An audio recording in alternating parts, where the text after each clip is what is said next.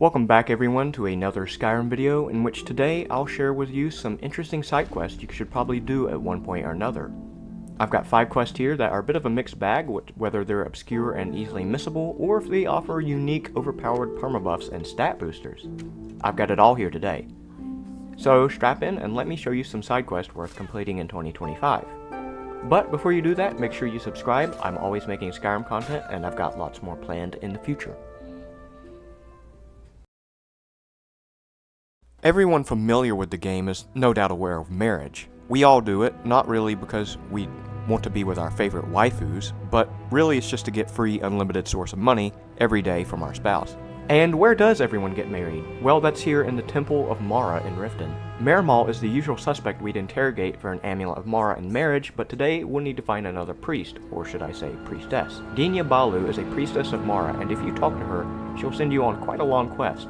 One that has several parts and chapters. Basically, as a servant of the god of love, she will direct you to downtrodden souls across Skyrim to act as quite literally a wingman. There are several lovers, both dead and alive, yes, dead, I spoke right, that you need to unite around the world.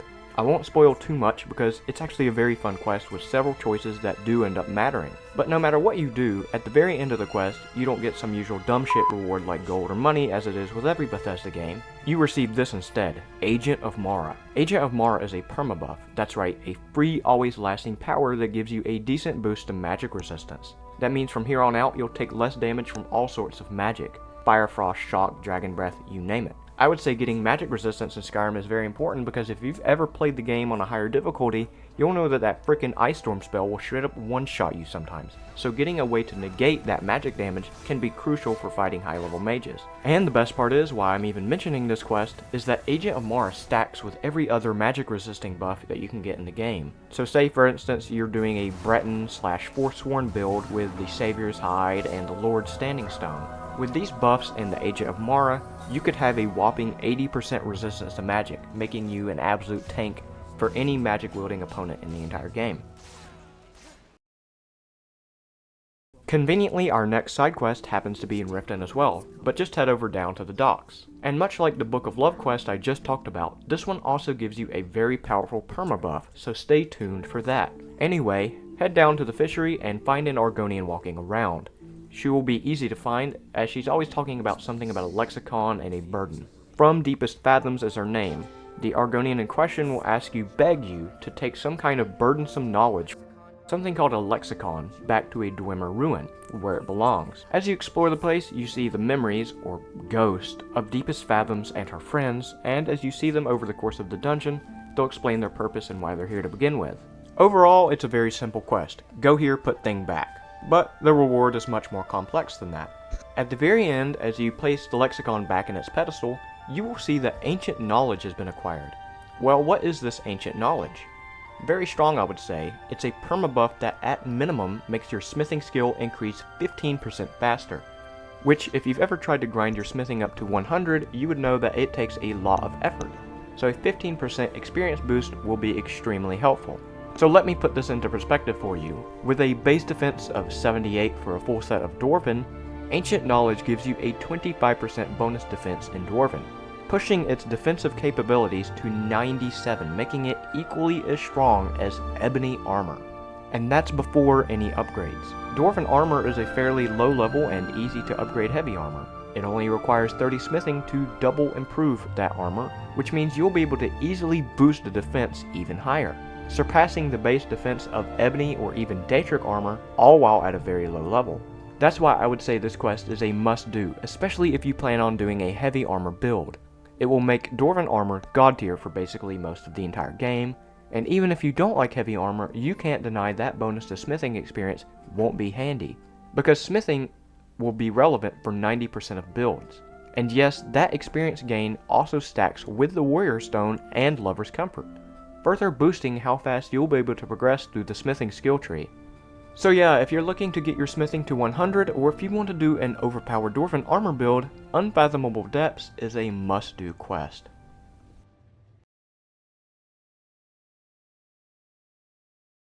Ever come across odd places around Skyrim and simply pass them off as unmarked locations? The giant mud crab, the toadstool ring. Well, these two places, and many others, are actually part of locations featured in a quest that you can start right here in this little shack in the southwestern portion of the rift. Here, a man and a child live, and if you talk to him, you'll find that he is a master hunter and a servant of Kyne. Froki will send you to complete a long list of objectives that sends you all across the province, to prove your own worth as a hunter in the trials of Kyne. At each location you are sent to, you will defeat a certain spirit of an animal. Know that giant mud crab I mentioned earlier? Well, you have to fight a giant mud crab ghost. So after you do all those trials and return to Froki, and there's a lot of them, you do actually get an interesting reward, thank God, and it's Kyne's token, a uniquely enchanted ancient Nordic pendant that reduces damage taken by animals, albeit only by 10%, as well as increases your effectiveness with archery. Is it cool that you do get a unique reward in a Skyrim quest for once? Absolutely. Is this a particularly good or useful necklace? No. The only animals in games that really even do enough damage to warrant a damage reduction would be bears. The 5% boost to bows is also very weak. That would only be like a 1 damage increase if you had a 20 damage bow. You maybe could make the argument that this is for a roleplay build, but don't be a freaking nerd. This right here, ladies and gentlemen, is the perfect example of a thing you get in Skyrim and say, wow, that's cool, and then dump it in a chest and forget you even had it. Windhelm Docks, a miserable place, but we've all been here to get a boat over to Solstheim. But have you ever been in the buildings and warehouses along the dock? Like me, you may have wandered by them and simply never done it. But there is a very special side quest that can be started here at the East Empire Company warehouse.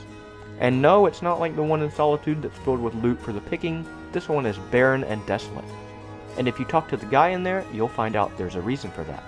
This would be a quite long quest to try to explain, so I'm not going to. But basically, the East Empire Company's Windhelm branch is plagued with pirates, and you, the Dragonborn, will work with the Imperial Company to stop the pirates.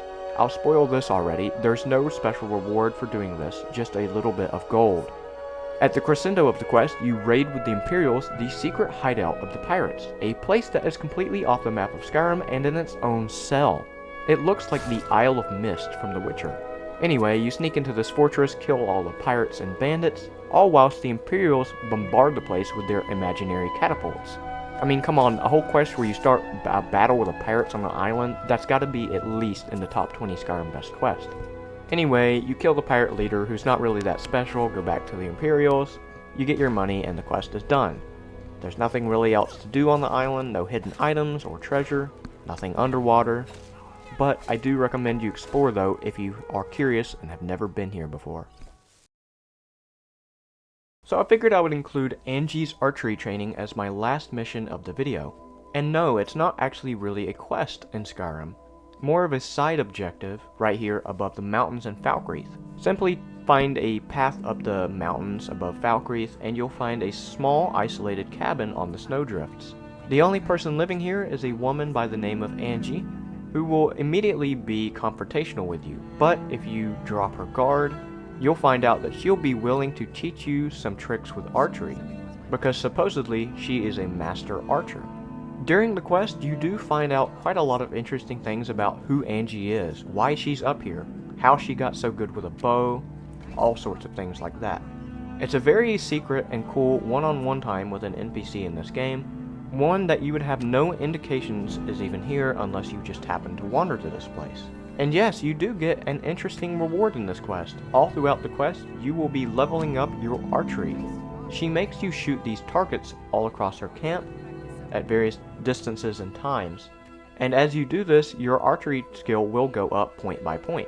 I'm not certain how many points you get, but I do know it's 3, 4, 5, something like that.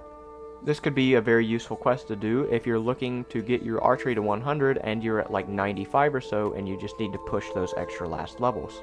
As I said earlier, these quests, while you're shooting the archery targets, they are timed. After you've done all of her objectives and found out everything about Angie, she will end up giving you her bow, Angie's bow. And while yes, it is technically a unique item, there's nothing special about it. It's just a longbow with no enchantments or no damage increase, nothing like that.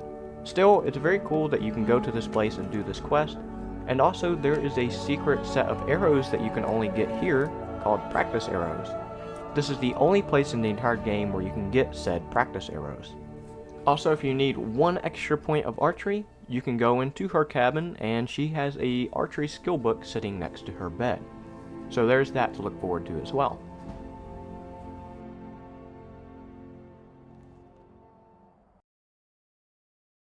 So yeah, there you have it. I just wanted to make a short video on a few side quests that I thought are really fun and that give you some good stuff, or just are simply entertaining to do, because that's what a game's supposed to be. It's supposed to be fun and entertaining.